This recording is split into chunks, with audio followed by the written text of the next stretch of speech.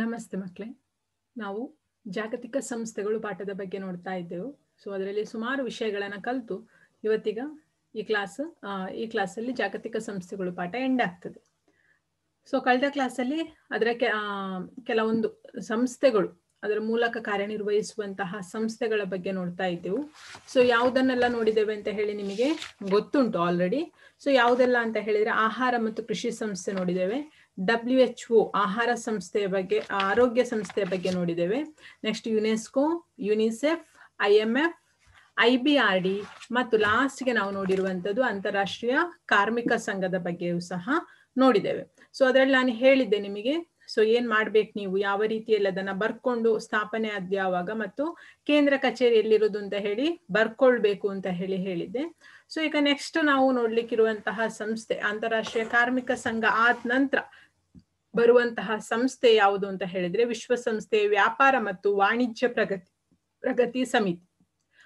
ವಿಶ್ವಸಂಸ್ಥೆಯ ವ್ಯಾಪಾರ ಮತ್ತು ವಾಣಿಜ್ಯ ಪ್ರಗತಿ ಸಮಿತಿ. ಈ ಸಂಸ್ಥೆ ಪ್ರಧಾನವಾಗಿ ಜಾಗತಿಕ ಮಟ್ಟದ ವ್ಯಾಪಾರ ಮತ್ತು ವಾಣಿಜ್ಯ ಸಂಗತಿಗಳ ಪ್ರಗತಿಗೆ ಯತ್ನಿಸುತ್ತಿರುವಂತದ್ದು. ಅಂತಾರಾಷ್ಟ್ರೀಯ ವ್ಯಾಪಾರದ ಬೆಳವಣಿಗೆಗೆ ಬೇಕಾದಂತಹ ಎಲ್ಲಾ ರೀತಿಯ ಕಾರ್ಯಚಟುವಟಿಕೆಗಳಿಗಿದು ಸಹಾಯವನ್ನ ಮಾಡ್ತದೆ. ಮತ್ತು ಅಂತಾರಾಷ್ಟ್ರೀಯ ಮಟ್ಟದಲ್ಲಿ ವ್ಯಾಪಾರ ಮತ್ತು ವಾಣಿಜ್ಯಕ್ಕೆ ಸಂಬಂಧಿಸಿ ಏನಾದ್ರೂ ತೊಂದರೆಗಳು ಬಂದ್ರು ಸಹ ಅದನ್ನ ಪರಿಹರಿಸುವಂತಹ, ನಿವಾರಿಸುವಂತಹ ಕೆಲಸವನ್ನ ಮಾಡ್ತದೆ. ಅದರ ಮೂಲಕ ಅಂತಾರಾಷ್ಟ್ರೀಯ ವ್ಯಾಪಾರ ಮತ್ತು ವಾಣಿಜ್ಯದ ಬೆಳವಣಿಗೆಗೆ ಇದು ಸಹಕರಿಸುವಂಥದ್ದು. ಹೀಗೆ ವಿಶ್ವ ಕುಟುಂಬದ ಆರ್ಥಿಕ ಪ್ರಗತಿಗೆ ಪೂರಕವಾಗಿ ವಿಶ್ವಸಂಸ್ಥೆಯ ವ್ಯಾಪಾರ ಮತ್ತು ವಾಣಿಜ್ಯ ಪ್ರಗತಿ ಸಮಿತಿ, ಇನ್ನೊಮ್ಮೆ ಹೇಳ್ತೇನೆ, ವಿಶ್ವಸಂಸ್ಥೆಯ ವ್ಯಾಪಾರ ಮತ್ತು ವಾಣಿಜ್ಯ ಸಮಿತಿ ಇಡೀ ಒಂದು ವಿಶ್ವದ ಆರ್ಥಿಕ ಪ್ರಗತಿಗೆ ಪೂರಕವಾಗಿ ವ್ಯಾಪಾರ ಮತ್ತು ವಾಣಿಜ್ಯಕ್ಕೆ ಸಂಬಂಧಿಸಿದಂತೆ ಒಂದು ಕೆಲಸ ಕಾರ್ಯವನ್ನ ಮಾಡ್ತಾ ಉಂಟು. ನೆಕ್ಸ್ಟ್ ನಾವು ನೋಡ್ಲಿಕ್ಕಿರುವಂತಹ ಸಂಸ್ಥೆ ಯಾವುದು ಅಂತ ಹೇಳಿದ್ರೆ ಅದೇ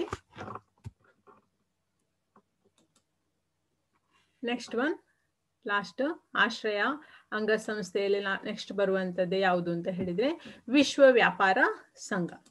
ವಿಶ್ವ ವ್ಯಾಪಾರ ಸಂಘ, WTO, world trade organisation. World trade organisation, ವಿಶ್ವ ವ್ಯಾಪಾರ ಸಂಘ. ಸೊ ಈ ಸಂಸ್ಥೆ ನಿಮಗೆ ಗೊತ್ತುಂಟು, ಇದು ತುಂಬಾ ಫೇಮಸ್ ಆಗಿರುವಂತಹ ಒಂದು ಸಂಸ್ಥೆಯಾಗಿದೆ. ಈ ಸಂಸ್ಥೆ 1995 ಜನವರಿ 1 ಸ್ಥಾಪನೆ ಆಗಿರುವಂತದ್ದು. ಇದು ಹುಟ್ಟಿಕೊಂಡಿರುವಂತದ್ದು ಯಾವಾಗ ಅಂತ ಹೇಳಿ ನೋಟ್ ಮಾಡಿಕೊಳ್ಳಿ. 1995 ಜನವರಿ 1 ಇದು ಸ್ಥಾಪನೆ ಆಗಿದೆ. ಸೊ ಇದರ ಎಲ್ಲಾ ಸದಸ್ಯರು ಒಂದು ಒಪ್ಪಂದದ ಮೂಲಕ ಅದಕ್ಕೆ ಕಾರ್ಯವನ್ನು ನಿರ್ವಹಿಸ್ತದೆ. ಸೊ ಯಾವುದು ಅಂತ ಹೇಳಿದ್ರೆ, ಸೊ ಅಂತಾರಾಷ್ಟ್ರೀಯ ಇದರ ಎಲ್ಲಾ ಸದಸ್ಯರು ಸಾಮಾನ್ಯ ವ್ಯಾಪಾರ ಮತ್ತು ಸುಂಕ ಒಪ್ಪಂದ, ಗ್ಯಾಟ್ ಅಂತ ಏನು ಹೇಳ್ತಾರೆ, ಅದಕ್ಕೆ ಒಪ್ಪಿಗೆಯನ್ನ ಸೂಚಿಸಿದೆ. ಇದರ ಅಂದ್ರೆ WTOದ ಯಾವುದೆಲ್ಲ ಸದಸ್ಯ ರಾಷ್ಟ್ರಗಳಿದೆ ಅದೆಲ್ಲ ಸದಸ್ಯ ರಾಷ್ಟ್ರಗಳು ವ್ಯಾಪಾರ ಮತ್ತು ಸುಂಕ ಒಪ್ಪಂದ ಅಂದ್ರೆ ಗ್ಯಾಟ್ ಅಂತ ಹೇಳ್ತಾರೆ. ಸೊ ಈ ಒಂದು ಒಪ್ಪಂದಕ್ಕೆ ಒಪ್ಪಿಗೆಯನ್ನ ಸೂಚಿಸಿದವೆ. ಸಾಮಾನ್ಯ ವ್ಯಾಪಾರ ಮತ್ತು ಅಂದ್ರೆ ಒಂದೇ ರೀತಿಯಾದಂತಹ ಒಂದು ವ್ಯಾಪಾರ ಸುಂಕಗಳು ಅಂದ್ರೆ ಟ್ಯಾಕ್ಸ್ಗಳಿರ್ತದೆ. ನಿಮಗೆ ಗೊತ್ತುಂಟು, ಎಕ್ಸ್ಪೋರ್ಟ್ ಮತ್ತು ಇಂಪೋರ್ಟ್ ಮಾಡುವಂತಹ ಸಂದರ್ಭದಲ್ಲಿ ಟ್ಯಾಕ್ಸ್ಗಳಿರ್ತದೆ. ಸೊ ಅದಕ್ಕೆ ಸಂಬಂಧಿಸಿದಂತ ಒಂದೇ ತೆರನಾದಂತಹ ಒಂದು ಟ್ಯಾಕ್ಸ್ ಸುಂಕ ಇರಬೇಕು ಅನ್ನೋದ ರೀತಿಯಲ್ಲಿ ಸೊ ಅದಕ್ಕೆ ಸಂಬಂಧಿಸಿದಂತೆ ವ್ಯಾಪಾರ ಮತ್ತು ಸುಂಕ ಒಪ್ಪಂದಕ್ಕೆ ಎಲ್ಲವೂ ಸಹ ಒಪ್ಪಿಗೆಯನ್ನ ಸೂಚಿಸಿದೆ.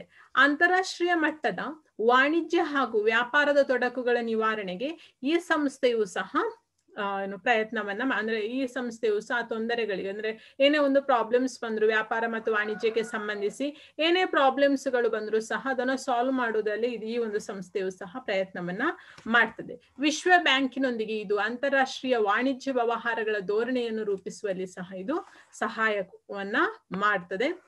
ಅಷ್ಟು ಮಾತ್ರ ಅಲ್ಲದೆ ಮುಕ್ತ ವಾಣಿಜ್ಯ ಧೋರಣೆಯಿಂದ ಪ್ರವರ್ಧಮಾನದೆಡೆಗೆ ಸಾಗುವ ರಾಷ್ಟ್ರಗಳು ಕೆಲವೊಂದು ತೊಂದರೆಗಳನ್ನ ಅನುಭವಿಸಲಾಗುತ್ತದೆ. IMF ಹಾಗೂ IBRD ಸಂಸ್ಥೆಗಳೊಂದಿಗೆ ಇದು ತೃತೀಯ ಆರ್ಥಿಕ ಆಧಾರ ಸ್ತಂಭ ಎಂದು ಕರೆಯಲ್ಪಡ್ತದೆ. ನಿಮಗೆ ಗೊತ್ತು, ನಾನು ಲಾಸ್ಟ್ ಟೈಮ್ ಇನ್ನು ಕೆಲವು ಅಂಗಸಂಸ್ಥೆಯ ಬಗ್ಗೆ ಹೇಳಿದ್ದೇನೆ. ಸೊ ಫಾರ್ ಎಕ್ಸಾಂಪಲ್ ಯಾವುದು IMF ಇರ್ಬೋದು, ಮಾನಿಟರಿ ಫಂಡಿನ ಬಗ್ಗೆ ಇರ್ಬೋದು, IBRD ಬಗ್ಗೆ ಇರ್ಬೋದು. ಈ ಎರಡೂ ಸಂಸ್ಥೆಗಳು ಆರ್ಥಿಕತೆಗೆ ಸಂಬಂಧಿಸಿದಂತೆ ವಿಶ್ವಸಂಸ್ಥೆಯ ಜೊತೆಯಲ್ಲಿ ಕಾರ್ಯನಿರ್ವಹಿಸುವಂತಹ ಸಂಸ್ಥೆಗಳು. IBRD ಸಹ IMF ಸಹ. ಸೊ ಎರಡು ಸಹ ಆರ್ಥಿಕತೆಗೆ ಸಂಬಂಧಿಸಿ ವಿಶ್ವಸಂಸ್ಥೆಯೊಂದಿಗೆ ಕಾರ್ಯನಿರ್ವಹಿಸುವಂಥದ್ದು. ಅದರ ಜೊತೆಯಲ್ಲಿ ಇನ್ನೊಂದು ಯಾವುದು ಅಂತ ಹೇಳಿದ್ರೆ ಅದು WTO. ಸೊ WTO ಅದರಿಂದ ಏನ್ ಹೇಳ್ತಾರೆ ಅಂದ್ರೆ ತೃತೀಯ ಆರ್ಥಿಕ ಆಧಾರ ಸ್ತಂಭ ಅಂತ ಹೇಳಿ ಹೇಳ್ತಾರೆ. ಸೊ ಕ್ವಶನ್ ಹೀಗೆ ಬರ್ಕೊಳ್ಳಿ, ವಿಶ್ವ ವ್ಯಾಪಾರ ಸಂಘವನ್ನು ತೃತೀಯ ಆರ್ಥಿಕ ಆಧಾರ ಸ್ತಂಭ ಎಂದು ಕರೆಯಲು ಕಾರಣವೇನು? ವಿಶ್ವ ವ್ಯಾಪಾರ ಸಂಘವನ್ನು ತೃತೀಯ ಆರ್ಥಿಕ ಆಧಾರ ಸ್ತಂಭ ಎಂದು ಕರೆಯಲು ಕಾರಣವೇನು? ಕಾರಣ ಏನು ಅಂತ ಹೇಳಿದ್ರೆ IMF ಹಾಗೂ IBRD ಸಂಸ್ಥೆಗಳೊಂದಿಗೆ ಇದು ಆರ್ಥಿಕವಾಗಿ ಕಾರ್ಯವನ್ನು ನಿರ್ವಹಿಸುವ ಕಾರಣ ವಿಶ್ವ ವ್ಯಾಪಾರ ಸಂಘವನ್ನ ತೃತೀಯ ಆರ್ಥಿಕ ಆಧಾರ ಸ್ತಂಭ ಎಂದು ಕರೆಯಲಾಗುತ್ತದೆ. ಸೊ ಸಿಂಪಲ್ ಆಗಿರುವಂತಹ ಒಂದು ಆನ್ಸರ್. ಸೊ ನಿಮಗೆ ವಿಶ್ವಸಂಸ್ಥೆ ವ್ಯಾಪಾರ ಮತ್ತು ವಾಣಿಜ್ಯ ಪ್ರಗತಿ ಸಮಿತಿ ಆಗಿರ್ಬೋದು ಅಥವಾ WTO ವರ್ಲ್ಡ್ ಟ್ರೇಡ್ ಆರ್ಗನೈಸೇಷನ್ ಆಗಿರ್ಬೋದು. ಸೊ ಇದು ಎರಡೂ ಸಹ ಆರ್ಥಿಕತೆಗೆ ಸಂಬಂಧಿಸಿ ಅಂದ್ರೆ ವಾಣಿಜ್ಯ ಪ್ರಗತಿಗೆ ಸಂಬಂಧಿಸಿ ಪೂರಕವಾಗಿ ಕೆಲಸವನ್ನ ಮಾಡ್ತದೆ. ಅದರಲ್ಲಿ ಏನೇ ಒಂದು ಟ್ರೇಡ್ಗಳಿಗೆ ಅಂದ್ರೆ ಕಾಮರ್ಸ್ ಕ್ಷೇತ್ರದಲ್ಲಿ, ವಾಣಿಜ್ಯ ಮತ್ತು ವ್ಯಾಪಾರ ಕ್ಷೇತ್ರದಲ್ಲಿ ಯಾವುದೇ ಒಂದು ಸಮಸ್ಯೆಗಳು ತೊಂದರೆಗಳು ಬಂದರೂ ಸಹ ಅದನ್ನು ನಿವಾರಿಸುವಂತಹ ಕೆಲಸವನ್ನ ಈ ಎರಡು ಸಂಘ ಸಂಸ್ಥೆಗಳು ಮಾಡ್ತದೆ ಅಂತ ಹೇಳಿ ಹೇಳ್ಬೋದು. ಸೊ ಇಲ್ಲಿಗೆ ಆಶ್ರಯಿತವಾದಂತಹ ಸಂಸ್ಥೆಗಳು ಅಂದ್ರೆ ವಿಶ್ವಸಂಸ್ಥೆಯನ್ನು ಆಶ್ರಯಿಸಿದಂತಹ ಕೆಲವೊಂದು ಸಂಸ್ಥೆಗಳ ಬಗ್ಗೆ ನಾವು ನೋಡಿ ಆಗಿದೆ. ನೆಕ್ಸ್ಟ್, ಸೊ ಅದೇ ರೀತಿಯ ಸಂಸ್ಥೆಗಳಾಗಿ ಕೆಲವೊಂದು ಪ್ರಾದೇಶಿಕ ಮಟ್ಟದಲ್ಲಿ ಕೆಲವೊಂದು ಸಂಘ ಸಂಸ್ಥೆಗಳು ರಚನೆ ಆಗಿದೆ. ಸೊ ಆ ಒಂದು ಪ್ರಾದೇಶಿಕ ಮಟ್ಟದ ಕೆಲವೊಂದು ಸಂಘ ಸಂಸ್ಥೆಗಳನ್ನ ನಾವು ನೋಡು. ಅದಕ್ಕೆ ಸಹ ಏನ್ ಮಾಡ್ತದೆ ಅಂತ ಹೇಳಿದ್ರೆ ವಿಶ್ವಸಂಸ್ಥೆ ಪ್ರಾದೇಶಿಕ ಸಹಕಾರವನ್ನ ನೀಡ್ತದೆ. ಅಂದ್ರೆ ವಿಶ್ವಸಂಸ್ಥೆಯ ಪ್ರಾದೇಶಿಕ ಸಹಕಾರದೊಂದಿಗೆ ಈ ಸಂಸ್ಥೆಗಳು ಅಂದ್ರೆ ಪ್ರಾದೇಶಿಕ ಸಂಸ್ಥೆಗಳು ಕಾರ್ಯವನ್ನ ನಿರ್ವಹಿಸ್ತಾ ಇರುವಂತದ್ದು. ಅದರ ಮೂಲಕ ಅದರ ಒಂದು ರೂಪುರೇಷೆಯೊಂದಿಗೆ ರಚನೆ ಆಗಿ ಸೊ ಅದಕ್ಕೆ ಪೂರಕವಾಗಿ ಕೆಲಸವನ್ನ ಮಾಡ್ತಾ ಇರುವಂತಹ ಪ್ರಾದೇಶಿಕ ಸಂಘಟನೆಗಳು ಯಾವುದೆಲ್ಲ ಅಂತ ಹೇಳಿ ನಾವು ನೋಡ್ಲಿಕ್ಕಿರುವಂಥದ್ದು. ಪ್ರಚಲಿತ ಜಗತ್ತಿನಲ್ಲಿ ಹಲವಾರು ಪ್ರಾದೇಶಿಕ ಸಂಸ್ಥೆಗಳ ಇರುವಿಕೆಯನ್ನು ನಾವು ನೋಡಿರ್ಬೋದು. ಸೊ ಇವುಗಳು ಸದಸ್ಯ ರಾಷ್ಟ್ರಗಳ ಪರಸ್ಪರ ಸಹಕಾರ ತಿಳುವಳಿಕೆಯನ್ನ ಬಲಪಡಿಸುವ ಒಂದು ದೃಷ್ಟಿಯಿಂದ ಪರಸ್ಪರವಾಗಿ ಅವುಗಳ ಒಳಗೆ ಕೆಲವು ನೆರೆಹೊರೆಯ ರಾಷ್ಟ್ರಗಳವರೆಗೆ ಪ್ರಾದೇಶಿಕವಾಗಿರುವಂತಹ ರಾಷ್ಟ್ರಗಳ ಒಳಗಡೆ ಉತ್ತಮವಾದಂತಹ ಸಂಬಂಧ ಏರ್ಪಡ್ಬೇಕು ಅನ್ನುವಂಥ ದೃಷ್ಟಿಕೋನದಿಂದ ಈ ಸಂಘಟನೆಗಳು ರಚನೆ ಆಗಿರುವಂಥದ್ದು. ಸೊ ಅದರಲ್ಲಿ ಒಂದೊಂದನ್ನೇ ನೋಡುವ ಯಾವುದೆಲ್ಲ ಉಂಟು ಅಂತ ಹೇಳಿ ಫಸ್ಟ್ಗೆ ನೋಡುವ. ಕಾಮನ್ವೆಲ್ತ್ ರಾಷ್ಟ್ರ ಸಂಘ ಉಂಟು, ಸಾರ್ಕ್ ಅಂದ್ರೆ ದಕ್ಷಿಣ ಏಷ್ಯಾ ರಾಷ್ಟ್ರಗಳ ಪ್ರಾದೇಶಿಕ ಸಹಕಾರ ಸಂಘ ಉಂಟು, ಯುರೋಪಿಯನ್ ಒಕ್ಕೂಟ ಉಂಟು, ಆಸಿಯನ್ ಅಂದ್ರೆ ಆಗ್ನೇಯ ಏಷ್ಯಾ ರಾಷ್ಟ್ರಗಳ ಸಂಘ ರಚನೆ ಆಗಿರುವಂತದ್ದು ಇರ್ಬೋದು. ಸೊ ನೆಕ್ಸ್ಟ್ ಲಾಸ್ಟ್ಗೆ ನಾವು ನೋಡ್ಲಿಕ್ಕಿರುವಂತದ್ದು ಆರ್ಗನೈಸೇಷನ್ ಆಫ್ ಆಫ್ರಿಕನ್ ಯೂನಿಟಿ ಅನ್ನುವಂತಹ ಒಂದು ಪ್ರಾದೇಶಿಕ ಸಂಘಟನೆಯನ್ನು ನಾವು ನೋಡ್ಲಿಕ್ಕಿರುವಂತದ್ದು. ಸೊ ಈಗ ಒಂದೊಂದೇ ನೋಡ್ತಾ ಹೋಗುವ. ಫಸ್ಟ್ ಒನ್ ಯಾವುದು ಅಂತ ಹೇಳಿದ್ರೆ ಕಾಮನ್ವೆಲ್ತ್ ರಾಷ್ಟ್ರ ಸಂಘ ಅನ್ನುವಂಥದ್ದನ್ನ ನಾವು ನೋಡ್ಲಿಕ್ಕಿರುವಂತದ್ದು. ಫಸ್ಟ್ ಒನ್ ಬರ್ಕೊಳ್ಳಿ, ಕಾಮನ್ವೆಲ್ತ್ ರಾಷ್ಟ್ರ ಸಂಘ. ಇಂಗ್ಲಿಷಲ್ಲಿ Commonwealth of Nations, Commonwealth of Nations ಅಂತ ಹೇಳಿ ಇಂಗ್ಲಿಷ್ ಅಲ್ಲಿ ಇರುವಂತದ್ದು.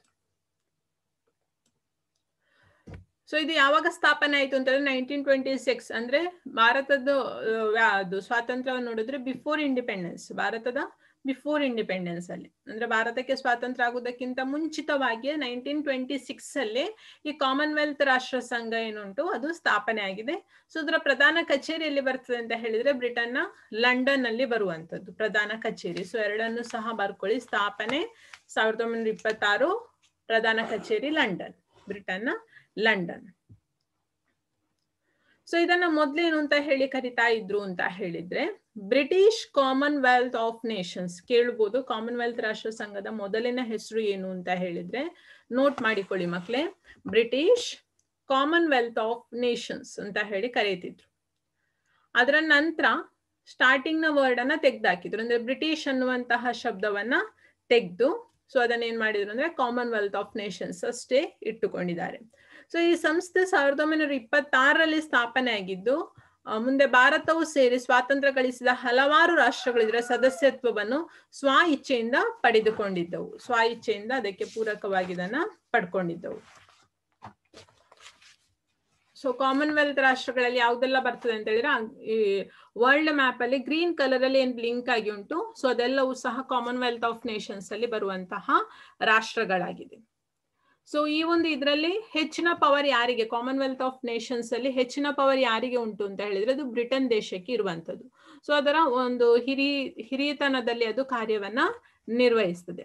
ಪ್ರಸಕ್ತ ಈ ಕಾಮನ್ವೆಲ್ತ್ ಸಂಸ್ಥೆಯಲ್ಲಿ ಎಷ್ಟು ದೇಶಗಳು ಉಂಟು ಸದಸ್ಯತನವನ್ನ ಹೊಂದಿದೆ ಅಂತ ಹೇಳಿದ್ರೆ ಸೊ ಅದು 54 ದೇಶಗಳು ಇರುವಂತದ್ದು. ಸೊ ಇದರ ಕಾರ್ಯಕಲಾಪಕ್ಕೆ ಸದಸ್ಯ ರಾಷ್ಟ್ರಗಳ ಪ್ರಧಾನ ಮಂತ್ರಿಗಳು ಅಂದ್ರೆ ಈಗ ಇದರಲ್ಲಿ ಏನು ಪಾರ್ಲಿಮೆಂಟ್ ರೀತಿಯಲ್ಲಿ ಸಂಸತ್ತಿನ ರೀತಿಯಲ್ಲೇ ಚರ್ಚೆಗಳು ನಡೀತಾ ಇರ್ತದೆ. ಸೊ ಇದರಲ್ಲಿ ಯಾರೆಲ್ಲ ಭಾಗವಹಿಸ್ತಾರೆ ಅಂತ ಹೇಳಿದ್ರೆ ಕಾಮನ್ವೆಲ್ತ್ ಆಫ್ ನೇಷನ್ಸ್ ನ ಮೆಂಬರ್ಶಿಪ್ ಇರುವಂತಹ ದೇಶಗಳೇನುಂಟು, ಸದಸ್ಯತ್ವವನ್ನು ಹೊಂದಿದಂತಹ ದೇಶಗಳೇನುಂಟು, ಸೊ ಆ ಸದಸ್ಯತ್ವವನ್ನು ಹೊಂದಿದಂತಹ ದೇಶಗಳ ಪ್ರಧಾನ ಮಂತ್ರಿಗಳು ಅಂದ್ರೆ ಪ್ರೈಮ್ ಮಿನಿಸ್ಟರ್ಸ್, ಪ್ರಧಾನ ಮಂತ್ರಿಗಳು ಭಾಗವಹಿಸ್ತಾರೆ. ನೆಕ್ಸ್ಟ್ ಅರ್ಥ ಸಚಿವರು ಅಂದ್ರೆ ಆರ್ಥಿಕ ಸಚಿವರೇನಿದ್ದಾರೆ, ಎಕನಾಮಿಕ್ ಮಿನಿಸ್ಟರ್, ಅದಕ್ಕೆ ಹಣಕಾಸಿನ ಸಚಿವರು, ಅರ್ಥ ಸಚಿವರು ಏನಿದ್ದಾರೆ ಸೊ ಅವರು ಇದರಲ್ಲಿ ಭಾಗವಹಿಸಬೇಕು. ನೆಕ್ಸ್ಟ್ ವಿದೇಶಾಂಗ ಮಂತ್ರಿಗಳು. ಸೊ ಪ್ರಧಾನ ಮಂತ್ರಿ, ಅರ್ಥ ಸಚಿವರು ಮತ್ತು ವಿದೇಶಾಂಗ ಮಂತ್ರಿಗಳು ಈ ಕಾಮನ್ವೆಲ್ತ್ ಆಫ್ ನೇಷನ್ಸ್ ನ ಸಮಾವೇಶದಲ್ಲಿ ಅಥವಾ ಅದರ ಕಾರ್ಯಕಲಾಪದಲ್ಲಿ ಭಾಗವಹಿಸಲಿಕ್ಕೆ ಅವಕಾಶವನ್ನ ನೀಡಲಾಗಿದೆ.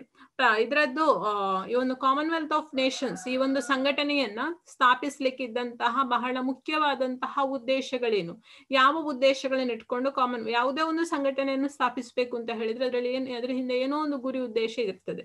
ಸೊ ಅದೇ ರೀತಿಯಲ್ಲಿ ಕಾಮನ್ವೆಲ್ತ್ ಆಫ್ ನೇಷನ್ಸ್ ಈ ಒಂದು ಸಂಘಟನೆಯನ್ನ ಸ್ಥಾಪನೆ ಮಾಡಿದ್ರೆ ಹಿಂದಿನ ಉದ್ದೇಶಗಳೇನು ಅಂತ ಹೇಳಿದ್ರೆ ಫಸ್ಟ್ ಪಾಯಿಂಟ್ ಪ್ರಜಾತಂತ್ರವನ್ನ ಎತ್ತಿ ಹಿಡಿಯುವಂಥದ್ದು. ಅಂದ್ರೆ ಸದಸ್ಯತ್ವವನ್ನ ಹೊಂದಿದಂತಹ ದೇಶಗಳಲ್ಲಿ ಪ್ರಜೆಗಳಿಗೆ ಪೂರಕವಾದಂತಹ ಆಡಳಿತವನ್ನ ಪೂರೈಸುವಂಥದ್ದು. ಸೊ ಪ್ರಜಾತಂತ್ರವನ್ನ ಎತ್ತಿ ಹಿಡಿಯುವಂಥದ್ದು. ನೆಕ್ಸ್ಟ್ ಪಾಯಿಂಟ್ ಏನು ಅಂತ ಹೇಳಿದ್ರೆ ಸ್ವಾತಂತ್ರ್ಯದ ರಕ್ಷಣೆ. ಸೊ ಆ ದೇಶಗಳ ಸ್ವಾತಂತ್ರ್ಯದ ರಕ್ಷಣೆಯನ್ನ ಮಾಡುವಂಥದ್ದು. ನೆಕ್ಸ್ಟ್ ಬಡತನ ನಿರ್ಮೂಲನೆ. ಸೊ ಆ ದೇಶಗಳಲ್ಲಿ ಬಡತನವನ್ನ ಸಾಧ್ಯವಾದಷ್ಟು ಮಟ್ಟಿಗೆ ನಿರ್ಮೂಲನೆ ಮಾಡುವಂತಹ ಅಂದ್ರೆ ಆರ್ಥಿಕವಾಗಿ ಸದೃಢಗೊಳಿಸಿ ಬಡತನವನ್ನ ನಿರ್ಮೂಲನೆ ಮಾಡುವಂತಹ ಒಂದು ಉದ್ದೇಶವನ್ನ ಅದು ಒಳಗೊಂಡಿದೆ. ನೆಕ್ಸ್ಟ್ ವಿಶ್ವ ಶಾಂತಿಯನ್ನ ನೆಲೆಗೊಳಿಸಬೇಕು. ಅಂದ್ರೆ ಇಡೀ ಪ್ರಪಂಚದಲ್ಲಿ ಶಾಂತಿಗೆ ಹೆಚ್ಚಿನ ಒತ್ತು ಕೊಡ್ಬೇಕು ಅನ್ನುವಂಥದ್ದು ಸಹ ಈ ಒಂದು ಸಂಘಟನೆಯ ಒಂದು ಉದ್ದೇಶ ಆಗಿದೆ. ನೆಕ್ಸ್ಟ್ ಅದಕ್ಕೆ ಪೂರಕವಾಗಿ ಕ್ರೀಡೆ, ಅದು ನಿಮಗೆ ಗೊತ್ತುಂಟು ಕಾಮನ್ವೆಲ್ತ್ ಗೇಮ್ಸ್ ಗಳು ನಡೀತದೆ. ಸೊ ಅದು ಈ ಸದಸ್ಯ ರಾಷ್ಟ್ರಗಳ ನಡುವೆ ಆಗುವಂತಹ ಒಂದು ಕಾಂಪಿಟೇಷನ್ ಆಗಿರ್ತದೆ. ಸೊ ಕ್ರೀಡೆಗೆ ಸಹ ಇದೊಂದು ಹೆಚ್ಚಿನ ಉತ್ತೇಜನವನ್ನ ನೀಡುವಂತಹ ಸಂಘಟನೆ ಆಗಿದೆ. ನೆಕ್ಸ್ಟ್ ವಿಜ್ಞಾನ ಕ್ಷೇತ್ರಕ್ಕೆ ಸಂಬಂಧಿಸಿ, ನೆಕ್ಸ್ಟ್ ಕಲೆಯ ಬೆಳವಣಿಗೆಗೆ ಹಾಗೂ ಈ ಬಗೆಯ ಸಂಬಂಧಗಳ ವೃದ್ಧಿ ಅಂದ್ರೆ ಕ್ರೀಡೆಗೆ ಸಂಬಂಧಿಸಿರ್ಬೋದು ಅಥವಾ ವಿಜ್ಞಾನ ಕ್ಷೇತ್ರಕ್ಕೆ ಸಂಬಂಧಿಸಿರ್ಬೋದು ಅಥವಾ ಕಲೆಯ ಕ್ಷೇತ್ರಕ್ಕೆ ಸಂಬಂಧಿಸಿರ್ಬೋದು. ಈ ಕ್ಷೇತ್ರಗಳ ಬೆಳವಣಿಗೆಗೆ ಮತ್ತು ಇದರ ಒಂದು ಸಂಬಂಧ, ಈ ಒಂದು ಪರಸ್ಪರ ದೇಶಗಳ ನಡುವಿನ ಸಂಬಂಧ ಉತ್ತಮವಾಗಿ ಬೆಳವಣಿಗೆ ಆಗ್ಬೇಕು ಅನ್ನುವಂಥದ್ದೇ ಈ ಒಂದು ಕಾಮನ್ವೆಲ್ತ್ ಆಫ್ ನೇಷನ್ಸ್ ನ ಉದ್ದೇಶ ಆಗಿರ್ತದೆ. ಸೊ ಎಕ್ಸಾಮಿಗೆ 2 ಮಾರ್ಕ್ಸ್ಗೆ ಕೇಳ್ಬೋದು ಮಕ್ಕಳೇ, 4 ಪಾಯಿಂಟ್ಸ್ ಅನ್ನ ಕರೆಕ್ಟ್ ಆಗಿ ನೋಟ್ ಮಾಡಿಕೊಡಿ. ಸೊ ಇದು ಈ ಸಂಸ್ಥೆಯ ಉದ್ದೇಶಗಳಾಗಿದೆ. ಸೊ ಟೋಟಲ್ ಆಗಿ ಏನು ಅಂತ ಹೇಳಿದ್ರೆ ಕಾಮನ್ವೆಲ್ತ್ ಆಫ್ ನೇಷನ್ಸ್ ನ ಹಿಂದುಗಡೆ ಇರುವಂತಹ ಬಹಳ ಮುಖ್ಯವಾದಂತಹ ಗುರಿ ಏನು ಅಂತ ಹೇಳಿದ್ರೆ ಸದಸ್ಯ ರಾಷ್ಟ್ರಗಳ ನಡುವೆ ಉತ್ತಮವಾದಂತಹ ಮೈತ್ರಿಯನ್ನ ಏರ್ಪಡಿಸುವುದು. ಯಾವುದೆಲ್ಲ ಕಾಮನ್ವೆಲ್ತ್ ಆಫ್ ನೇಷನ್ಸ್ ಅಲ್ಲಿ ಸದಸ್ಯತ್ವವನ್ನ ಹೊಂದಿದೋ ಆ ದೇಶಗಳ ನಡುವೆ ಪರಸ್ಪರ ಉತ್ತಮವಾದಂತಹ ಸಂಬಂಧವನ್ನ ವೃದ್ಧಿಸುವುದೇ, ಪರಸ್ಪರ ಮೈತ್ರಿಕೂಟವನ್ನ ಹೆಚ್ಚಿಸುವಂತದ್ದೇ ಈ ಒಂದು ಕಾಮನ್ವೆಲ್ತ್ ಆಫ್ ನೇಷನ್ಸ್ ನ ಮುಖ್ಯ ಉದ್ದೇಶ. ಸೊ ಇದಿಷ್ಟು ಕಾಮನ್ವೆಲ್ತ್ ಆಫ್ ನೇಷನ್ಸ್ ನ ಬಗ್ಗೆ ಇರುವಂತಹ ವಿಚಾರಗಳಾಗಿರ್ತದೆ. ನೆಕ್ಸ್ಟ್ ನಾವು ನೋಡ್ಲಿಕ್ಕಿರುವಂತದ್ದು ಯಾವುದು ಅಂತ ಹೇಳಿದ್ರೆ ಅದು ಸಾರ್ಕ್. ಇದು ಕಾಮನ್ವೆಲ್ತ್ ರಾಷ್ಟ್ರಗಳ ಒಂದು ಫ್ಲಾಗ್ ಲಾಂಛನಗಳನ್ನ ತೋರಿಸಿರುವಂತದ್ದು ನಾನು. ಸೊ ಅದರಲ್ಲಿ ಅಲ್ಲಿ ಯೆಲ್ಲೋ ಕಲರ್ ಅಲ್ಲಿ ಬ್ಲಿಂಕ್ ಆಗಿರುವಂತದ್ದು ಯಾವುದು ನಿಮಗೆ ಗೊತ್ತುಂಟು, ಯಾವುದು ಅಂತ ಹೇಳಿದ್ರೆ ಅದು ಬ್ರಿಟನ್. ಸೊ ಅದು ಹೆಚ್ಚಿನ ಒಂದು ಪವರ್ ಅನ್ನ ಹೊಂದಿದೆ. ಸೊ ನೆಕ್ಸ್ಟ್ ಸೆಕೆಂಡ್ ಒನ್ ಯಾವುದು ಅಂತ ಹೇಳಿದ್ರೆ ಅದು ಸಾರ್ಕ್.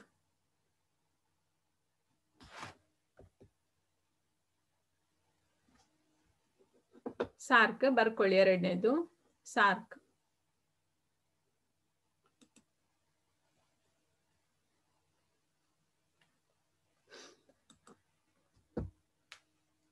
ಸಾರ್ಕ್. ಸೊ ಅದಕ್ಕೆ ಇಂಗ್ಲಿಷ್ ಅಲ್ಲಿ south Asian association for regional cooperation, south Asian association for regional cooperation. So ಇದು ಯಾವಾಗ ಸ್ಥಾಪನೆ ಆಯ್ತು ಅಂತ ಹೇಳಿದ್ರೆ 1985 ಅಲ್ಲಿ ಇದು ಸ್ಥಾಪನೆ ಆಗಿರುವಂತದ್ದು. ಸ್ಥಾಪನೆ ಆದಂತಹ ವರ್ಷ 1985. ಸೊ ನೋಟ್ ಮಾಡಿಕೊಳ್ಳಿ 1985.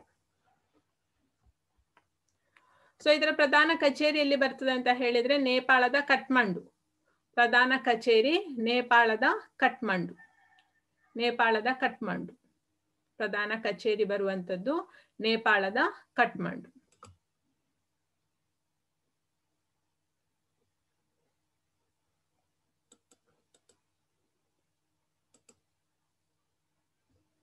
ಸೊ ಯಾವುದೆಲ್ಲ ಹಾಗಾದ್ರೆ ಸದಸ್ಯ ರಾಷ್ಟ್ರಗಳು ಅಂತ ಹೇಳಿದ್ರೆ ಒಟ್ಟು 8 ಸದಸ್ಯ ರಾಷ್ಟ್ರಗಳನ್ನ ಇದು ಹೊಂದಿದೆ. ಅಂದ್ರೆ ಹೆಸರಲ್ಲೇ ನಿಮಗೆ ಬರ್ತದೆ ಸೌತ್ ಏಷ್ಯನ್, ಅಂದ್ರೆ ದಕ್ಷಿಣ ಏಷ್ಯಾದ ಸದಸ್ಯ ರಾಷ್ಟ್ರಗಳು ಅದರಲ್ಲಿ ಇರುವಂತದ್ದು. ಸೊ ಅದು ಪರಸ್ಪರ ಪ್ರಾದೇಶಿಕ ಸಹಕಾರದ ಉದ್ದೇಶಕ್ಕೋಸ್ಕರ ರಚನೆ ಆಗಿರುವಂತದ್ದು ಸಾರ್ಕ್ ಅನ್ನುವಂಥದ್ದು. ಸೊ ದಕ್ಷಿಣ ಏಷ್ಯಾದ ರಾಷ್ಟ್ರಗಳದ್ರಲ್ಲಿ ಸದಸ್ಯತ್ವವನ್ನ ಹೊಂದಿದೆ. ಹಾಗಾದ್ರೆ ಒಟ್ಟು ಎಷ್ಟು ಸದಸ್ಯ ರಾಷ್ಟ್ರಗಳಿದೆ ಅಂತ ಹೇಳಿದ್ರೆ ಒಟ್ಟು 8 ಸದಸ್ಯ ರಾಷ್ಟ್ರಗಳು ಇರುವಂತದ್ದು. ಸೊ ಯಾವುದೆಲ್ಲ ಅಂತ ಹೇಳಿದ್ರೆ ಭಾರತ, ಬಾಂಗ್ಲಾದೇಶ ಸದಸ್ಯ ರಾಷ್ಟ್ರಕ್ಕೆ ಹೇಳ್ಬೋದು ಮಕ್ಕಳೇ. ಸೊ ಯಾವುದು ಅಲ್ಲ ಅಂತ ಸಾರ್ಕ್ ಈ ಕೆಳಗಿನ ದೇಶಗಳಲ್ಲಿ ಸಾರ್ಕ್ ದೇಶದ ಗುಂಪಿಗೆ ಸೇರದ ದೇಶಗಳು ಯಾವುದು ಅಂತ ಹೇಳಿ ಒಂದಷ್ಟು ದೇಶಗಳನ್ನ ಕೊಟ್ಟು ಕೇಳ್ಬೋದು. ಸೊ ಅದರಿಂದ ಸಾರ್ಕ್ ದೇಶಗಳನ್ನ ಕರೆಕ್ಟ್ ಆಗಿ ನೋಟ್ ಮಾಡಿಕೊಳ್ಳಿ. ಸೊ ಭಾರತ, ಬಾಂಗ್ಲಾದೇಶ, ನೇಪಾಳ್, ಶ್ರೀಲಂಕಾ, ಪಾಕಿಸ್ತಾನ, ಮಾಲ್ಡೀವ್ಸ್,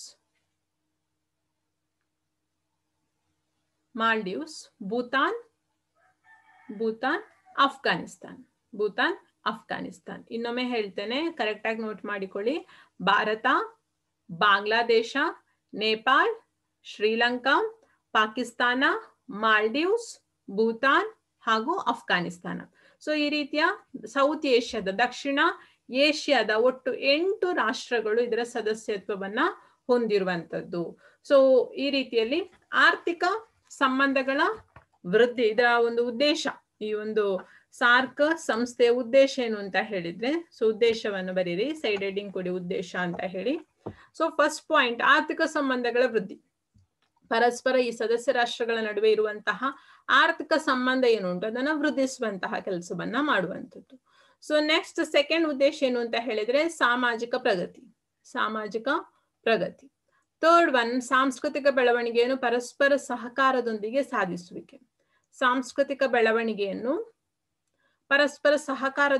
ಸಾಧಿಸುವಿಕೆ. ಪ್ರತಿಯೊಂದು ದೇಶಗಳಲ್ಲಿ ಸಾಂಸ್ಕೃತಿಕ ವಿಚಾರಗಳು ಬೇರೆ ಬೇರೆ ರೀತಿಯಲ್ಲಿ ಇರ್ತದೆ. ಸೊ ಅದನ್ನ ಪರಸ್ಪರ ಸಹಕಾರದೊಂದಿಗೆ ಸಾಧಿಸುವಂತಹ ಕೆಲಸವನ್ನ ಮಾಡುದು ಇದರ ಉದ್ದೇಶ ಆಗಿದೆ. ಇದು 3 ಸಾರ್ಕ್ ಸಂಸ್ಥೆಯ ಮುಖ್ಯ ಉದ್ದೇಶ ಆಗಿರುವಂತದ್ದು. ಇದರ ಒಂದು ಸಾಧನೆಗೋಸ್ಕರ ಈ ಒಂದು ಉದ್ದೇಶಗಳ ಸಾಧನೆಗಾಗಿ ಹಲವು ತಾಂತ್ರಿಕ ಸಮಿತಿಗಳು ಇರಬಹುದು, ಕಾರ್ಯಾಚರಣೆ ಪಡೆಗಳು ಹಾಗೂ ಸ್ಥಾಯಿ ಸಮಿತಿಗಳನ್ನ ರಚನೆ ಮಾಡಲಾಗಿದೆ. ಸೊ ಎಲ್ಲಾ ನಿರ್ಣಯಗಳು ಸದಸ್ಯ ರಾಷ್ಟ್ರಗಳ ಅವಿರೋಧದ ನೆಲೆಯಲ್ಲಿಯೇ ಇರಬೇಕು. ಅಂದ್ರೆ ಯಾವುದೇ ನಿರ್ಣಯವನ್ನು ಸಾರ್ಕ್ ಸಂಸ್ಥೆ ಯಾವುದೇ ನಿರ್ಣಯವನ್ನು ತಗೊಂಡಿದ್ರು ಸೊ ಅದನ್ನ ಅದರ ಸದಸ್ಯ ರಾಷ್ಟ್ರಗಳು ವಿರೋಧಿಸುವಂತಹ ರೀತಿಯಲ್ಲಿ ಅದರ ನಿರ್ಣಯಗಳು ಇರಬಾರ್ದು ಅನ್ನುವಂಥದ್ದು ಇದರ ಒಂದು ಸೂತ್ರ ಆಗಿದೆ. ಸೊ ಇದರ ಸೂತ್ರ ಏನು ಅಂತ ಹೇಳಿದ್ರೆ ಎಲ್ಲಾ ನಿರ್ಣಯಗಳು ಸದಸ್ಯ ರಾಷ್ಟ್ರಗಳ ಅವಿರೋಧದ ನೆಲೆಯಲ್ಲಿಯೇ ಇರಬೇಕು. ಇದು ಇದರ ಉದ್ದೇಶ ಅಥವಾ ಇದರ ಒಂದು ಸೂತ್ರ ಆಗಿದೆ. ಸೊ ಈ ಒಂದು ಸೂತ್ರದ ನಿಟ್ಟಿನಲ್ಲಿಯೇ ಇದು ಪ್ರಗತಿಯತ್ತ ಕೆಲಸವನ್ನ ಸಾಧಿಸ್ತಾ ಇರುವಂತದ್ದು. ಸೊ ಹಾಗೆ ಅಂತ ಹೇಳಿ ಸದಸ್ಯ ರಾಷ್ಟ್ರಗಳ ನಡುವೆ ಪರಸ್ಪರ ದ್ವೇಷಗಳಿಲ್ವಾ ಅಂತ ಹೇಳಿದ್ರೆ ಉಂಟು. ತಮ್ಮ ಒಳಗಿನ ವಿವಾದಗಳು ಸದಸ್ಯ ರಾಷ್ಟ್ರಗಳ ಮಧ್ಯೆ ಸಾಕಷ್ಟು ಇರುವಂತದ್ದು.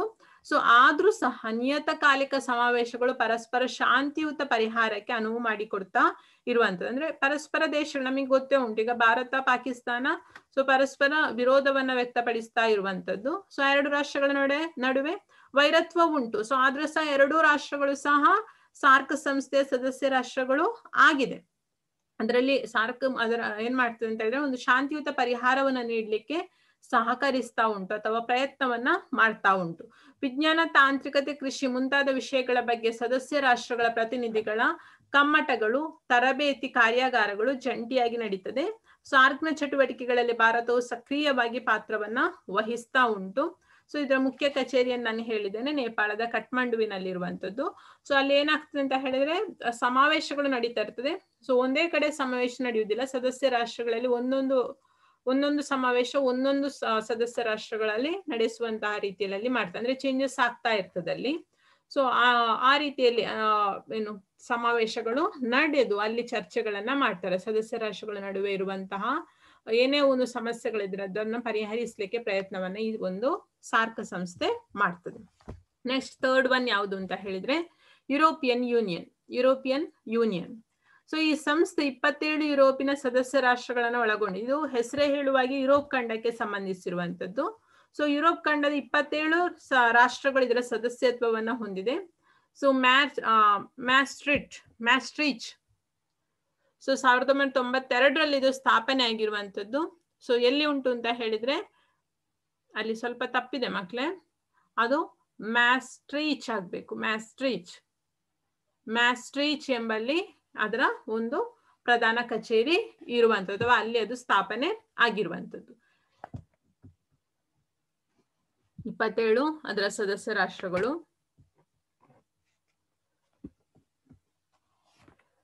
ಸೊ ಇದು ಸದಸ್ಯ ರಾಷ್ಟ್ರಗಳ ಮಧ್ಯೆ ಸಮಾನ ಏಕ ಮಾರುಕಟ್ಟೆ, ಒಂದೇ ಚಲಾವಣೆಯ ಕರೆನ್ಸಿ, ಅಂದ್ರೆ ಇಡೀ ಈ ಸದಸ್ಯ ರಾಷ್ಟ್ರಗಳ ನಡುವೆ ಒಂದೇ ರೀತಿಯ ಕರೆನ್ಸಿ, ಸಮಾನ ಕೃಷಿ ಹಾಗೂ ವ್ಯಾಪಾರ ಧೋರಣೆ ಇತ್ಯಾದಿಗಳಿಗೆ ಅವಕಾಶವನ್ನ ಮಾಡಿಕೊಡುವಂಥದ್ದು ಇದರ ಒಂದು ಮುಖ್ಯ ಉದ್ದೇಶ ಆಗಿರುವಂಥದ್ದು. ಸೊ ಇನ್ನೊಮ್ಮೆ ಹೇಳ್ತೇನೆ ಮಕ್ಕಳೇ, ಸೊ ಈ ಸದಸ್ಯ ರಾಷ್ಟ್ರಗಳ ನಡುವೆ ಏಕ ರೀತಿಯ ಮಾರುಕಟ್ಟೆ ವ್ಯವಸ್ಥೆ ಇರ್ಬೋದು, ಮತ್ತೆ ಒಂದೇ ರೀತಿಯಾದಂತಹ ಕರೆನ್ಸಿ ಅಂದ್ರೆ ಒಂದೇ ಚಲಾವಣೆಯ ಕರೆನ್ಸಿ, ಸಮಾನ ಕೃಷಿ ಹಾಗೂ ವ್ಯಾಪಾರ ಧೋರಣೆ.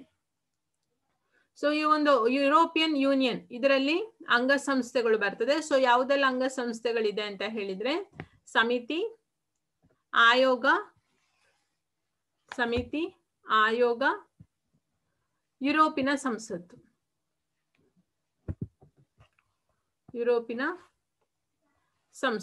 ಸೊ ಬರೀರಿ ಅದರಲ್ಲಿ ಮುಖ್ಯ ಅಂಗಸಂಸ್ಥೆಗಳು, ಯುರೋಪಿಯನ್ ಯೂನಿಯನ್ನ ಮುಖ್ಯ ಅಂಗಸಂಸ್ಥೆಗಳು ಸಮಿತಿ, ಆಯೋಗ, ಯುರೋಪಿನ ಸಂಸತ್ತು. ಇದು ಇದರಲ್ಲಿ ಬರುವಂತಹ ಒಂದು 3 ಅಂಗಸಂಸ್ಥೆಗಳಾಗಿದೆ. ಸೊ ಅಷ್ಟು ಅಲ್ಲದೆ ಸೊ ಇನ್ನೊಂದು ನ್ಯಾಯಾಲಯಕ್ಕೆ ಸಂಬಂಧಿಸಿರುವಂತದ್ದು ಯಾವುದು ಅಂತ ಹೇಳಿದ್ರೆ ಯುರೋಪಿನ ನ್ಯಾಯಾಲಯ. ಸೊ ಈ ರೀತಿಯ 4 ಅಂಗಸಂಸ್ಥೆಗಳನ್ನ ಹೊಂದಿದೆ. ಯುರೋಪಿಯನ್ ಯೂನಿಯನ್ನ 4 ಅಂಗಸಂಸ್ಥೆಗಳು ಯಾವುದೆಲ್ಲ ಅಂತ ಹೇಳಿದ್ರೆ ಸಮಿತಿ, ಆಯೋಗ, ಯುರೋಪಿನ ಸಂಸತ್ತು ಹಾಗೂ ಯುರೋಪಿನ ನ್ಯಾಯಾಲಯ. ಸೊ ಯುರೋಪಿನ ಯೂನಿಯನ್ ಒಂದು ಸಂಯುಕ್ತ ರಾಷ್ಟ್ರವನ್ನ ಹೋಲ್ತದೆ. ಸೊ ಇದರ ಪ್ರತಿಪಾದಕರು ಹೇಳುವಂತೆ ಈ ಸಂಸ್ಥೆ ಶಾಂತಿ ಮತ್ತು ಪ್ರಜಾತಂತ್ರಕ್ಕಾಗಿ ಕಾರ್ಯನಿರ್ವಹಿಸ್ತದೆ. ಈ ಯುರೋಪಿಯನ್ ಯೂನಿಯನ್, ಈ ಹಿಂದಿನ ಯುರೋಪಿಯನ್ ಎಕನಾಮಿಕ್ ಕಮಿಟಿ ಅನ್ನುವಂಥದ್ದು ಮೊದಲೊಂದಿತ್ತು ಸಂಸ್ಥೆ. ಸೊ ಅದರ ವಾರಸುದಾರ ಸಂಸ್ಥೆಯಂತೆ ಕೆಲಸವನ್ನು ನಿರ್ವಹಿಸುತ್ತದೆ. ಇದರ ಸದಸ್ಯ ರಾಷ್ಟ್ರಗಳು ಸ್ವಯಂ ಇಚ್ಛೆಯಿಂದ ತಮ್ಮ ಸಾರ್ವಭೌಮ ಅಧಿಕಾರದ ಗಮನಾರ್ಹ ಅಂಶವನ್ನು ಈ ಸಂಸ್ಥೆಗೆ ನೀಡಿದ್ದಾರೆ.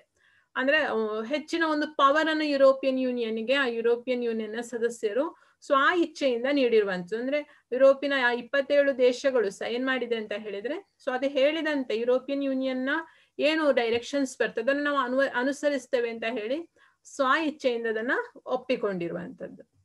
ನೆಕ್ಸ್ಟ್ ಬರುವಂತಹ ಸಂಸ್ಥೆ ಯಾವುದು ಅಂತ ಹೇಳಿದ್ರೆ ಅದು ಆಸಿಯನ್ ಸಂಸ್ಥೆ. ಬರೀರಿ ಆಸಿಯನ್ ಸಂಸ್ಥೆ ಅಂತ ಹೇಳಿದ್ರೆ ಏನು ಅಂತ ಹೇಳಿದ್ರೆ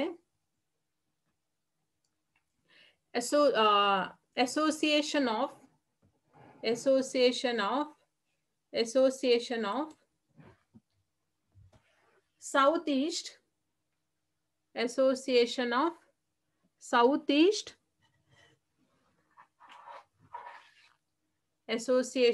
ಸೌತ್ ಈಸ್ಟ್ Asian nations.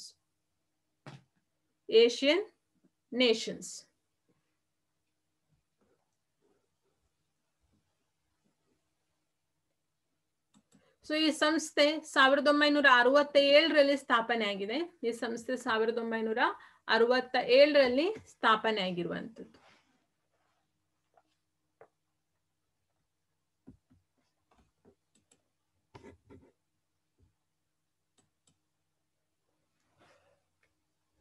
ಇದರ ಸ್ಥಾಪಕ ಸದಸ್ಯ ರಾಷ್ಟ್ರಗಳೆಂದ್ರೆ ಯಾವುದೆಲ್ಲ ಅಂತ ಹೇಳಿದ್ರೆ Singapore, Malaysia, Indonesia, Philippines, Thailand.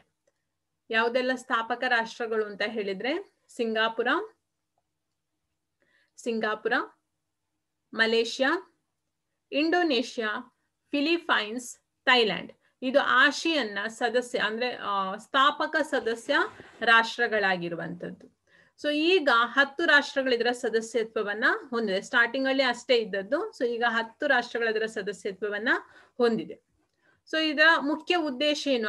ASEAN ಸಂಸ್ಥೆಯ ಮುಖ್ಯ ಉದ್ದೇಶ ಏನು ಅಂತ ಹೇಳಿದ್ರೆ, ಸೊ ಇದು 10 ಸದಸ್ಯ ರಾಷ್ಟ್ರಗಳ ಲಾಂಛನಗಳು.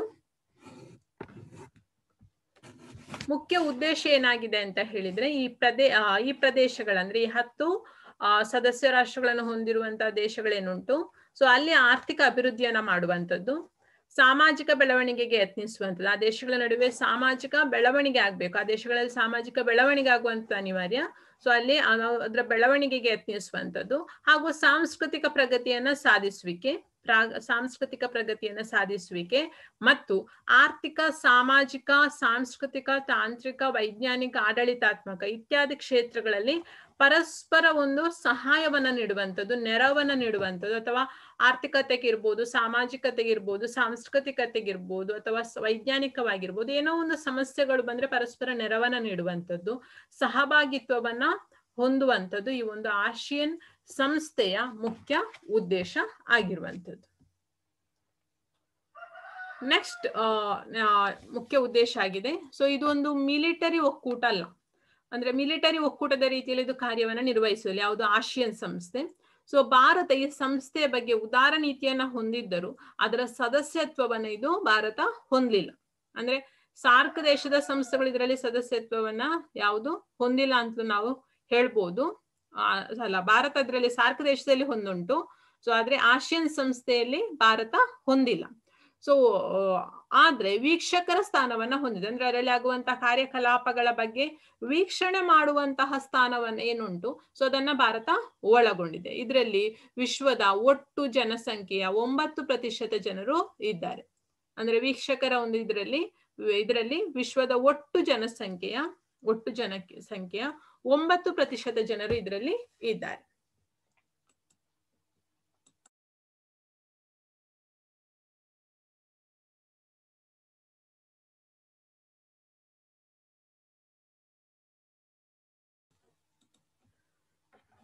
ನೆಕ್ಸ್ಟ್ ಬರುವಂತದ್ದು ಯಾವುದು ಅಂತ ಹೇಳಿದ್ರೆ, ಲಾಸ್ಟ್ ಒನ್ ಪ್ರಾದೇಶಿಕ ಸಹಕಾರ ಸಂಸ್ಥೆಯ ಲಾಸ್ಟ್ ಒನ್ ಯಾವುದು ಅಂತ ಹೇಳಿದ್ರೆ, the organisation of African unity. The organisation of African unity. So ಅದನ್ನ ಕನ್ನಡದಲ್ಲಿ ನೀವು ಜಸ್ಟ್ ಸಿಂಪಲ್ ಆಗಿ ಆಫ್ರಿಕನ್ ಒಕ್ಕೂಟ ಸಂಘ ಅಂತ ಸಹ ಬರಿಬಹುದು, ತಪ್ಪಲ್ಲ. ಆಫ್ರಿಕನ್ ಒಕ್ಕೂಟ ಸಂಘ ಅಂತ ಸಹ ಬರ್ತರು ತಪ್ಪಲ್ಲ, ಅಥವಾ the organisation of African unity ಅಂತ ಹೇಳಿ ಬರ್ತರು ತಪ್ಪಲ್ಲ. ಸೊ ಎರಡು ರೀತಿಯಲ್ಲಿ ಸಹ ಬರಿಬಹುದು. ಸೊ ಇದರ ಸ್ಥಾಪನೆ ಯಾವಾಗ ಆಯ್ತು ಅಂತ ಹೇಳಿದ್ರೆ 1963 ಇದರ ಸ್ಥಾಪನೆ ಆದಂಥದ್ದು. 1963 ಪ್ರಾದೇಶಿಕ ಸಂಘಟನೆ ಎಲ್ಲದರದ್ದು ಸ್ಥಾಪನೆ ಇಯರ್ ಹೇಳಿದ್ದೇನೆ ಮಕ್ಕಳೇ. ಸೊ ಅದನ್ನ ಕರೆಕ್ಟ್ ಆಗಿ ನೋಟ್ ಮಾಡಿಕೊಳ್ಳಿ, ಮಿಸ್ ಮಾಡ್ಲಿಕ್ಕೆ ಹೋಗ್ಬೇಡಿ. 1963 ಇದು ಸ್ಥಾಪನೆ ಆಗಿರುವಂತದ್ದು. ಸ್ವಾತಂತ್ರ್ಯ ಗಳಿಸಿದ ಆಫ್ರಿಕನ್ ರಾಷ್ಟ್ರಗಳು ಒಟ್ಟಾಗಿ ಸ್ಥಾಪಿಸಿದ ಒಂದು ಸಂಸ್ಥೆ ಇದಾಗಿದೆ. ಅಂದ್ರೆ ಆಫ್ರಿಕಾದಲ್ಲಿ ಸಹ ಭಾರತದ ರೀತಿಯಲ್ಲೇ ವಸಾಹತುಶಾಹಿತ್ವದ ಆಡಳಿತ ನಡೀತಾ ಇತ್ತು. ಸೊ ಇಲ್ಲಿ ಏನಾಯ್ತು ಅಂತ ಹೇಳಿದ್ರೆ, ಆಫ್ರಿಕಾದಲ್ಲಿ ಭಾರತದ ರೀತಿಯಲ್ಲಿ ಬಹಳಷ್ಟು ಭಾರತ ಸ್ವಾತಂತ್ರ್ಯ ಆಗೋದಕ್ಕಿಂತ ಮುಂಚೆ ಎಷ್ಟು ಎಲ್ಲ ಕಷ್ಟಗಳನ್ನು ಅನುಭವಿಸಿತ್ತು, ಶೋಷಣೆ ಅನುಭವಿಸಿತ್ತು. ಸೊ ಅದೇ ರೀತಿಯಲ್ಲಿ ಆಫ್ರಿಕಾದಲ್ಲಿ ಸಹ ಅದೇ ರೀತಿಯ ಒಂದು ಪ್ರಾಬ್ಲಮ್ಸ್ ಇತ್ತು. ಸೊ ಅದರಲ್ಲಿ ಏನಾಯ್ತು ಅಂತ ಹೇಳಿದ್ರೆ, ಕೆಲವು ರಾಷ್ಟ್ರಗಳು ಸ್ವಾತಂತ್ರ್ಯ ಗಳಿಸ್ತಾ ಹೋಯ್ತು. ಸೊ ಸ್ವಾತಂತ್ರ್ಯ ಗಳಿಸಿದ ಆಫ್ರಿಕನ್ ರಾಷ್ಟ್ರಗಳು ಒಟ್ಟಾಗಿ ಒಂದು ಸ್ಥಾಪಿಸಿದಂತಹ ಸಂಸ್ಥೆ ಯಾವುದು ಅಂತ ಹೇಳಿದ್ರೆ ಆಫ್ರಿಕನ್ ಒಕ್ಕೂಟ ಸಂಘ. ಸೊ ಅದನ್ನ ಕೇಳ್ಬೋದು, ಸ್ವಾತಂತ್ರ್ಯ ಗಳಿಸಿದ ಆಫ್ರಿಕನ್ ರಾಷ್ಟ್ರಗಳು ಒಟ್ಟಾಗಿ ಸ್ಥಾಪಿಸಿದ ಸಂಸ್ಥೆ ಯಾವುದು ಅಂತ ಹೇಳಿದ್ರೆ ಅದು ಆಫ್ರಿಕನ್ ಒಕ್ಕೂಟ ಸಂಸ್ಥೆ.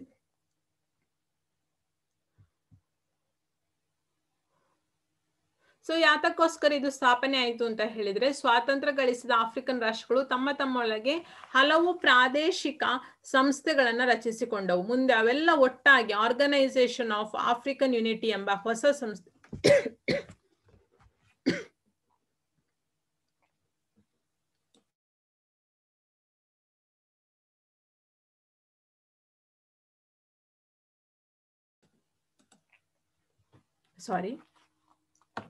ಸೊ ಫಸ್ಟಿಗೆ ಸ್ವಾತಂತ್ರ್ಯ ಗಳಿಸಿದ ರಾಷ್ಟ್ರಗಳು ಒಂದು ಅನೇಕ ಸಂಸ್ಥೆಗಳನ್ನ ಸ್ಥಾಪಿಸಿದ್ದವು. ಲಾಸ್ಟ್ಗೆ ಏನಾಯ್ತು ಅಂತ ಎಲ್ಲ ಸಂಸ್ಥೆಗಳು ಒಟ್ಟು ಸೇರಿ ಆಫ್ರಿಕನ್ ಒಕ್ಕೂಟ ಅನ್ನುವಂತ ಒಂದು ಸಂಸ್ಥೆಯನ್ನ ಸ್ಥಾಪನೆ ಮಾಡಿರುವಂತದ್ದು. ಎಲ್ಲ ಸ್ವತಂತ್ರ ಆಫ್ರಿಕನ್ ರಾಷ್ಟ್ರಗಳ ಸ್ವಯಂ ನಿರ್ಧಾರದ ಹಕ್ಕನ್ನು ಈ ಸಂಸ್ಥೆ ಪ್ರತಿಪಾದಿಸ್ತಾ ಉಂಟು. ಇದು ಸ್ವಾತಂತ್ರ್ಯ, ಸಮಾನತೆ, ನ್ಯಾಯ ಹಾಗೂ ಒಗ್ಗಟ್ಟನ್ನು ಆಫ್ರಿಕನ್ ರಾಷ್ಟ್ರಗಳಲ್ಲಿ ನೆಲೆಯಾಗಿಸಲು ಶ್ರಮಿಸುವಂತ ಸಂಸ್ಥೆ. ಅಂದ್ರೆ ಭಾರತದ ರೀತಿಯಲ್ಲಿ ಅಲ್ಲಿ ಸಹ ಅನೇಕ ಸಮಸ್ಯೆಗಳಿತ್ತು. ಸ್ವಾತಂತ್ರ್ಯ ಇರ್ಲಿಲ್ಲ, ಸಮಾನತೆ ಇರ್ಲಿಲ್ಲ, ನ್ಯಾಯಕ್ಕೆ ಇರ್ಲಿಲ್ಲ, ಒಗ್ಗಟ್ಟಿರ್ಲಿಲ್ಲ ಜನರಲ್ಲಿ. ಸೊ ಇದನ್ನೆಲ್ಲವನ್ನ ಸಹ ಸಾಧಿಸುವಂತದ್ದು ಈ ಒಂದು ಆಫ್ರಿಕನ್ ಒಕ್ಕೂಟದ ಮುಖ್ಯ ಗುರಿಯಾಗಿತ್ತು. ಮತ್ತೆ ಆಫ್ರಿಕಾ ದೇಶಗಳು ಭಾರತದ ರೀತಿಯಲ್ಲೇ ವಸಾಹತುಶಾಹಿತ್ವದಿಂದ ಶೋಷಣೆಗೆ ಒಳಗಾಗಿತ್ತು. ಸೊ ಅದಕ್ಕೋಸ್ಕರ ಅದು ಯಾವುದರ ವಿರುದ್ಧವಾಗಿ ಹೋರಾಟವನ್ನ ಮಾಡ್ಲಿಕ್ಕೆ ಪ್ರಾರಂಭಿಸಿತು ಅಂತ ಹೇಳಿದ್ರೆ ನೂತನ ವಸಾಹತುಶಾಹಿತ್ವದ ವಿರುದ್ಧವಾಗಿ. ಅಂದ್ರೆ ವಸಾಹತುಶಾಹಿತ್ವ ಅನ್ನುವಂಥದ್ದು ಇರಬಾರ್ದು ಅನ್ನುವಂತಹ ಕಾನ್ಸೆಪ್ಟ್ ಅನ್ನ ಮುಂದಿಟ್ಕೊಂಡು ಈ ಒಂದು ಒಕ್ಕೂಟ ಕೆಲಸವನ್ನ ಮಾಡ್ಲಿಕ್ಕೆ ಪ್ರಾರಂಭಿಸಿತು. ಸೊ ಅದನ್ನೊಂದು ನೋಟ್ ಮಾಡಿಕೊಳ್ಳಿ. ನೂತನ ವಸಾಹತುಶಾಹಿತ್ವದ ವಿರುದ್ಧ ಧ್ವನಿ ಎತ್ತಲು ಸಂಸ್ಥೆಯ ಸದಸ್ಯರು ಬದ್ಧರಾಗಿರುವಂಥದ್ದು. ಇದರ ಸನ್ನದ್ಧಿಗೆ ಒಪ್ಪಿಗೆ ಇರುವ ಎಲ್ಲಾ ಆಫ್ರಿಕನ್ ರಾಷ್ಟ್ರಗಳು ಈ ಸಂಸ್ಥೆಯ ಸದಸ್ಯರಾಗಲು ಅರ್ಹರಿರ್ತಾರೆ.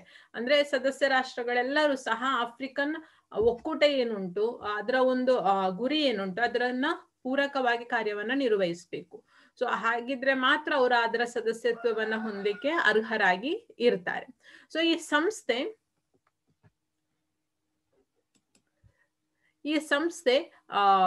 ಸದಸ್ಯ ರಾಷ್ಟ್ರಗಳ ಮುಖ್ಯಸ್ಥರ ಹಾಗೂ ಅಲ್ಲಿನ ಸರ್ಕಾರದ ಮುಖ್ಯಸ್ಥರ ಸಭೆ, ಸಚಿವ ಸಂಪುಟ ಹಾಗೂ ಮಧ್ಯಸ್ಥಿಕೆ ಒಪ್ಪಂದ ಹಾಗೂ ರಾಜ್ಯ ಪಂಚಾಯಿತಿಗೆ ಸಮಿತಿಯಾಗಿದೆ. ಅಂದ್ರೆ ಆಫ್ರಿಕನ್ ದೇಶಗಳ ನಡುವೆ ಏನೇ ಸಮಸ್ಯೆಗಳಾಗಿದ್ರು ಅಲ್ಲಿ ಮುಖ್ಯಸ್ಥರ ಸಭೆ ಆಗುವಂತ ಸಂದರ್ಭದಲ್ಲಿರ್ಬೋದು, ಸಚಿವ ಸಂಪುಟ ಆಗುವಂತ ಸಂದರ್ಭದಲ್ಲಿರ್ಬೋದು, ಅಥವಾ ಯಾವುದೋ ಒಂದು ದೇಶಗಳ ನಡುವೆ ಮಧ್ಯಸ್ಥಿಕೆ ಒಪ್ಪಂದ ಆಗುವಂತ ಸಂದರ್ಭದಲ್ಲಿ ಸೊ ಇದು ಒಂದು ರೀತಿಯ ನ್ಯಾಯ ತೀರ್ಮಾನ ಮಾಡುವ ಸಂಸ್ಥೆಯಾಗಿ, ರಾಜ್ಯ ಪಂಚಾಯತಿಕೆಯನ್ನು ಮಾಡುವ ಸಂಸ್ಥೆಯಾಗಿ ಕಾರ್ಯವನ್ನ ನಿರ್ವಹಿಸ್ತದೆ. ಸೊ ಅದನ್ನು ಸಹ ಕೇಳ್ಬೋದು ಮಕ್ಕಳೇ. ಸೊ ಯಾವ್ದು ರಾಜ್ಯ ಪಂಚಾಯತಿಕೆ ನೀತಿಯಲ್ಲಿ ಕಾರ್ಯವನ್ನು ನಿರ್ವಹಿಸ್ತದೆ ಆಫ್ರಿಕಾದಲ್ಲಿ ಅಂತ ಹೇಳಿದ್ರೆ ಅದು the organisation of African unity. So ಅದನ್ನ ನೋಟ್ ಮಾಡಿಕೊಳ್ಳಿ.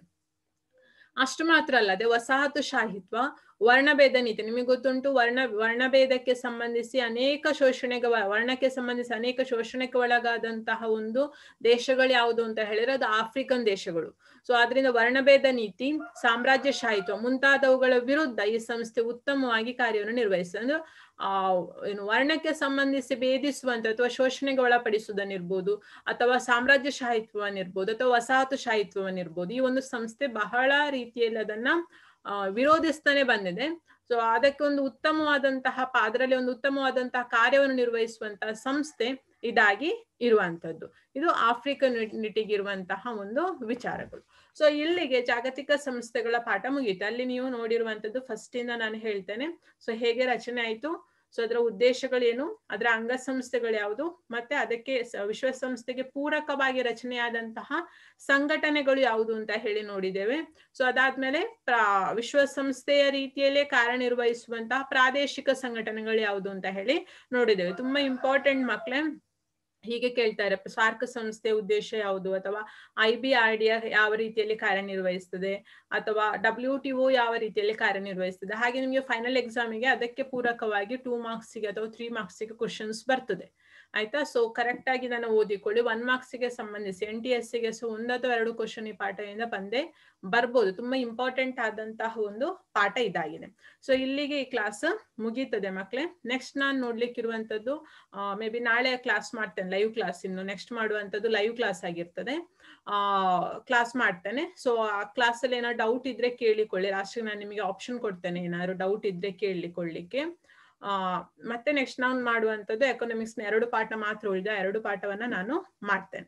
ಸೊ ಇಲ್ಲಿಗೆ ಈ ಕ್ಲಾಸ್ ಅನ್ನ ಎಂಡ್ ಮಾಡ್ತೇನೆ. Thank you. ನೋಟ್ಸ್ ಬರೆದು ಕಳಿಸಿ. ಲಾಸ್ಟ್ ಟೈಮ್ ಇಬ್ಬರೇ ಕಳಿಸಿದ್ದು, ಒಂದು ಸಾಲಿ ಮತ್ತೆ ಇನ್ನೊಂದು ಭಾಗ್ಯ ಏನೋ ಇರ್ಬೇಕು. ಸೊ ಅವರಷ್ಟೇ ಕಳಿಸಿರುವಂತದ್ದು, ಬೇರೆ ಯಾರು ಕಳಿಸ್ಲಿಲ್ಲ ನೋಟ್ಸ್ ಅನ್ನು. ಕೆಲವರಷ್ಟೇ ನೋಟ್ಸ್ ಕಳಿಸುವಂತದ್ದು. ಸೊ ದಯವಿಟ್ಟು ನೋಟ್ಸ್ ಅನ್ನ ಕಳಿಸಿ. Thank you.